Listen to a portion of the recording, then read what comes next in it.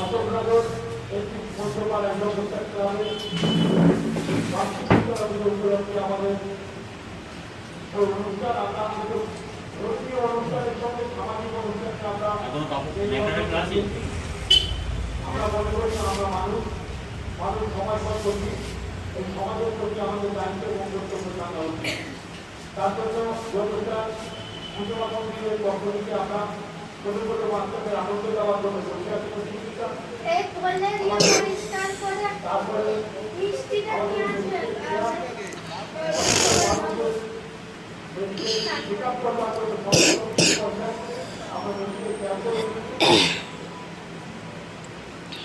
এবং তার সাথে ছাত্র এবং রক্তদান সকলে থাকবে। ভাগ্য করে একটা ছেলে পেয়েছে।